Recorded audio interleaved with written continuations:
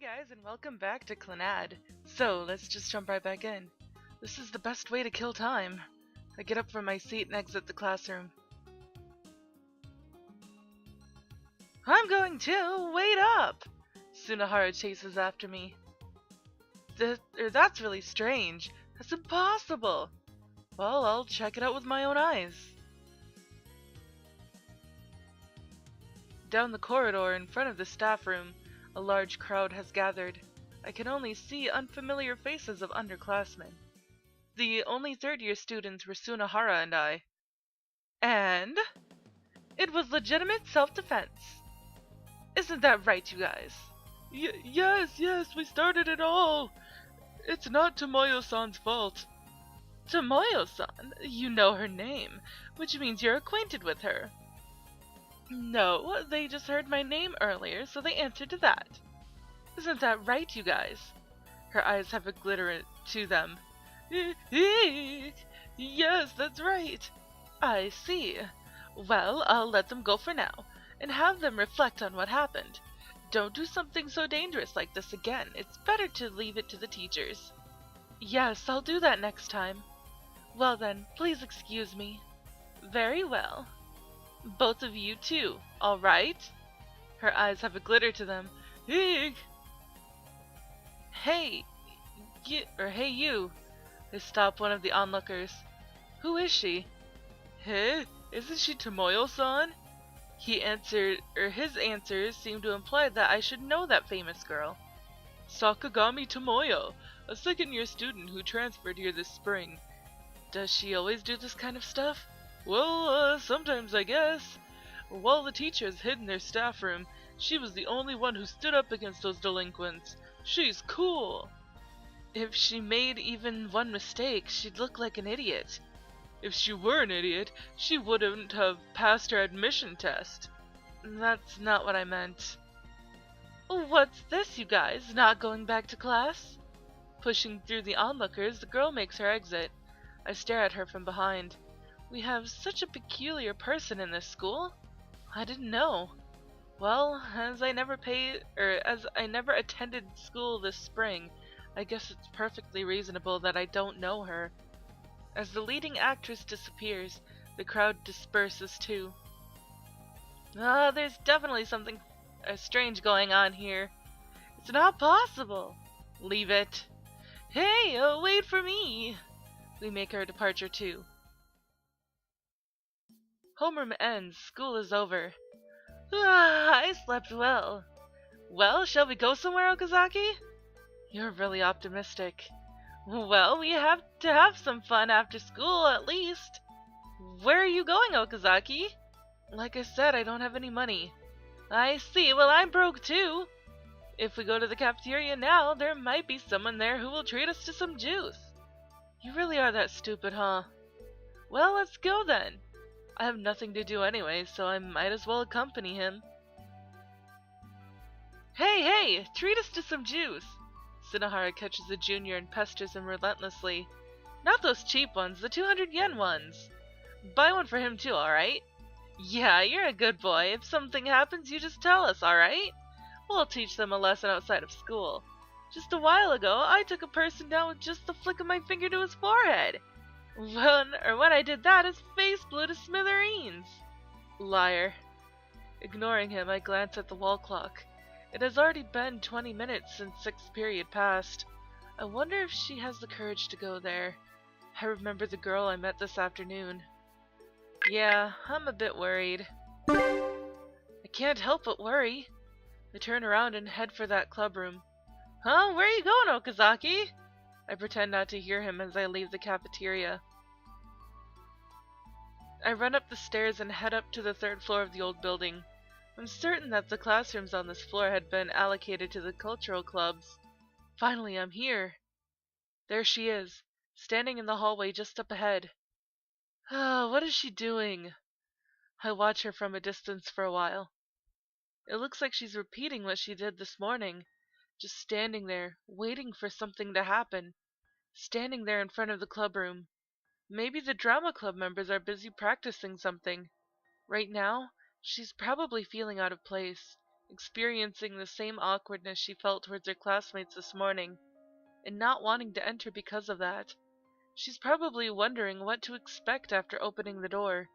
The thing is, once the club members realize that their newcomer is a third-year student, I doubt they'd know how to react. It would be so much easier if she knew someone at least. I wonder if she's conjuring up negative images in her mind. I see her lips, or move her lips a little. I can't hear her voice though. Hamburger? Is she thinking about dinner all of a sudden? I'm confident that my lip reading is right. And yet, with that, she finally gains a firm resolve. She puts her hand on the door handle and pulls. The door slides open. "Excuse me!" She begins to greet the club. But she doesn't continue. Instead, she simply stares quietly. What kind of bitter scene awaits her there? Damn it! I rush over to where she's standing, and from behind her I look into the classroom. Haphazard piles of cardboard boxes greet me. A clubroom should be here, but instead, we find a storage room. That's what I remember. I recall a topic from among the silly gossiping that I hear all the time. The drama club had disbanded. I put my hand on her little head. "Oh, so you came as well?" "Yeah, sorry I was watching you." "Why is your hand on my head?" "Well, no reason really." "Is that so?" "Yeah." She stays silent for a while, and with my hand on her head, we both stand still. Anyone who sees us right now would think we're weird. I'm Okazaki Tomoyo, or Tomoya, of Class D. You are? "I'm Furukawa Nagisa of Class B." "Nice to meet you." "Yeah, nice to meet you." We share a very late introduction, even though we had met a few times already. "Well, I wonder where the drama club is located." "Nice to meet you." "Yeah, nice to meet you too." "So, where's the drama club?" "Nice to meet you." "Yes, nice to meet you too." The drama club?" "Nice to meet you." "Are you going home alone?" "Yeah, of course." "Eating hamburgers will cheer you up." "Eh? You're amazing, Okazaki. I was thinking of having a hamburger for dinner." "I see. This is the school where fun things have eluded her. In such a place, in order to motivate herself, she promises herself a good meal as a little reward for doing her best. You shouldn't always choose something as simple as onpan." "Don't be late tomorrow." "I'll do my best." "Great. Later." "Okay. Goodbye, Okazaki-san." I go home just before the sun sets. Like always, I grab a change of clothes and leave the house. As I enter the dorm corridor, I'm greeted by a stampede of huge bodies rushing along. Whoa! I quickly sidestep them as they pass by. It's a group of rugby club members, all rushing to their respective rooms and quickly shutting their doors. "Hey!" Hot on their heels is a woman in an apron. Those darn guys." She stops beside me. It's the dorm landlady, Sagara Masai. I don't live here, but thanks to my frequent visits, I unwittingly became acquainted with her. "Peeping in the girls' dormitory? Are they grade school students?" Let's talk to her. "You're too easy on them, Masai-san." "What is it, Okazaki?" She looks at me with a tired expression on her face. "Those sports club students are idiots after all. They won't get it unless you punish them." I guess that's the only thing to do. Although we don't really have that kind of rule here. You're not the dorm landlady of an all-girls school, so there's no need to act like one. I guess it can't be helped. I'll give them a slap. Not that way, they'll just run away again. What should I do then? You should hold them in an arm lock until they reconsider. Wouldn't they just escape? They're rugby players. There's a technique to cover that. You should hold their hands like this, then twist your body like this to bring them down to the floor. I wonder if that will work. What are you doing? Having a secret conversation in front of someone else's room? Yo, peeping criminal. What? Divine? Masai-san suddenly grabs hold of Sunohara's arm. Punishment! Sunohara's body twists a half revolution. Gah! Masai-san secures him in an arm lock. You won't peep into the girls' dorm again, will you? No, I won't peep! You swear? I swear! Alright then. Wow, it's really effective. Yeah, for quickly turning the innocent into the guilty. Sunohara slowly picks himself up from the floor. But then, to think that I've become a violent dorm lady somehow feels sad. She walks away, her shoulders slumped. And just up ahead, yeah, a different scream. She learns pretty fast. Hey, did I do something wrong? You still won't admit it? I don't know anymore with this intense pain. I invite myself into Sunohara's room, lie down on his bed and start reading some manga. Hey, didn't I tell you this afternoon not to come? Don't say such lonesome words, I want to read some manga. Oh yeah, you'll be here too. Am I just an extra? You really want me to read next to you? Stop putting words in my mouth! Suddenly going into ignore mode, huh?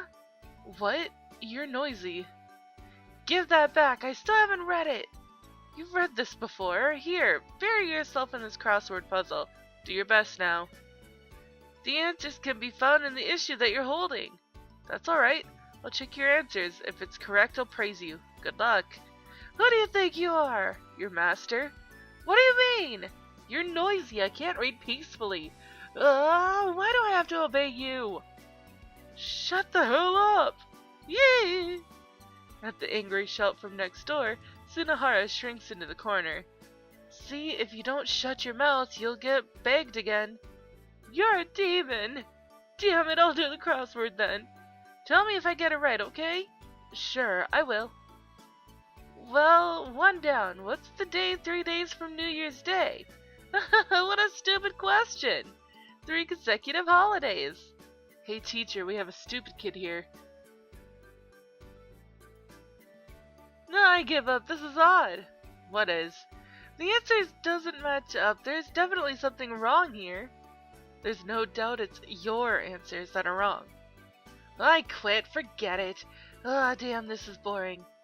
He stares the crossword puzzle at the corner of the room. There's nothing interesting to do. That's right. That wasn't that interesting? That? What do you mean? The fuss in front of the school gates. Oh, that girl Tomoyo? Yeah, her. I don't like her methods. Wasn't that an awful show? Huh? What do you mean? A single woman pulverizing 2 men? There's no such thing. You saw it too, right? Don't turn your eyes away from reality. That was definitely fake. It's simple. She talked them into it. In order to avoid getting found out, they did it at a distance. Furthermore, that spot was perfect for attracting widespread attention. And did she become an instant favorite just like that? Well, our school isn't really familiar with fights, so that plan would be quite popular, but it's lame. Too bad, though. We have a veteran here who has fought in many wars. Are you flattering me? I was talking about me! Liar. You don't know it, but in my first year, I was in a street fight every night. You saying those words that are with that weak body of yours? Okazaki, don't give me that, doesn't that give me merit? That's strength, no? Sheesh, you're not making any sense. Saying it's all a setup when the girl's all alone? Alright then, this is what I'll do. I'll pick a fight with her tomorrow. I'll prove to you that I'm still strong and that the stuff in front of the school gate was a fake. Yeah, whatever. Well, good luck then. I grabbed the magazine and hit the bed again. It's been a while since my arms rumbled. I want to sleep now. It's already 3 o'clock in the morning. Are you staying over? Well, I'm turning off the lights then. Whoa, stop right there. Eh? I'm not staying. Okay then. Well, I'm going to sleep, so can you please leave? You don't have to tell me I'm leaving. I toss away the manga I was reading and stand up. I hold the doorknob as if I'm about to leave, but I stop suddenly. Oh, that's right. Dead at night in this storm? What is it? I guess it's nothing. Finish what you're saying. Good night, then. I shut the door behind me. Fearful moans can be heard from the room. I ignore them and leave the dormitory.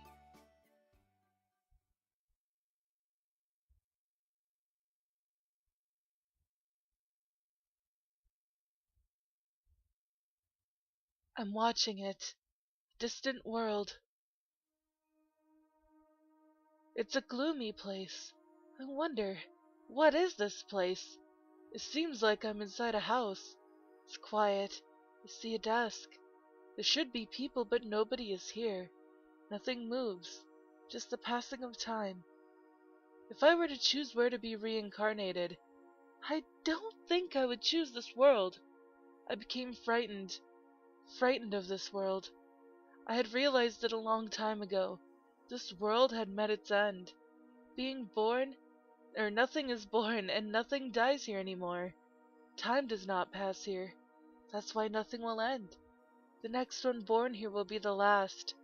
Locked in a world that never ends. A place that no one can leave. Nothing dies here, so nothing can be born into a new world. I'm watching this frozen world. If I look with my eye, or if I close my eyes, sorry, I'll be able to leave. Or so I think. Please, the next time I open my eyes, I hope I won't see this world. I wish for a warmer, more beautiful world. I voluntarily closed my eyes to this place. At that moment, a light suddenly flickered. Something moved. I don't know what it was, but something did move. It seems this world hasn't met its end yet. Perhaps something is living in this apocalyptic world. The light streaming from the window strikes upon the walls. There's a shadow moving. If I can only move my eyes, I might be able to see what it is, but I still don't know its true form. It moves slowly. Before long, the wall reflects the light, and in exchange, I see a lone girl before my eyes. She seems innocent. She looks steadily upon me. I wonder if she can see me. She tries to extend her hands toward me. However, her hands do not touch me. They pass through instead. That's right. I haven't been born into this world. That's why I can't touch anything. But if that's the case, why has this girl noticed me? It looks like she can see me. In what form does she see me? She fanned her hand left and right, and then she drew back her hand. She disappeared from sight. There's a person in this world. What's she doing in an apocalyptic world? How does she live? What does she eat? She's still alive, right? I wonder, why do I worry about her? I guess what's the same about this world? I become frightened again. I can't be born into this world. But that girl lives here. That's why I wonder.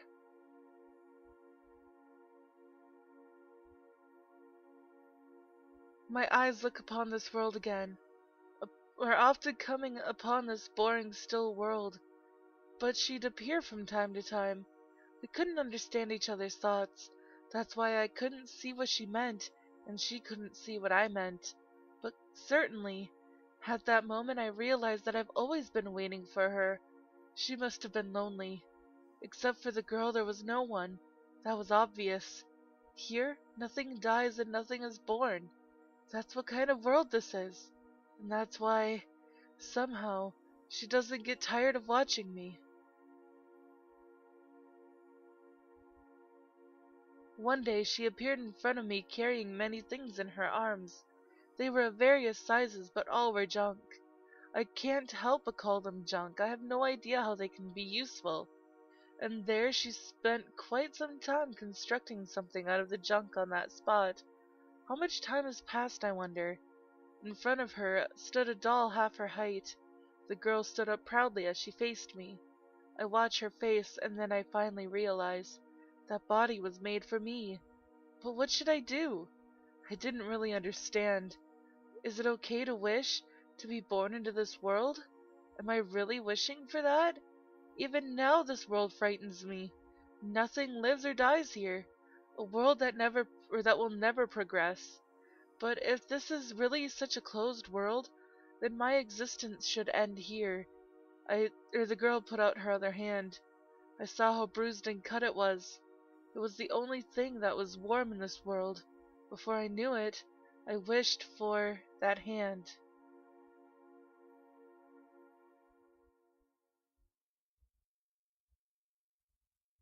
Alright, guys, well, this is all the time that I have for this episode. So if you liked it, please give it a big thumbs up down below. And I will see you in the next video. Bye bye!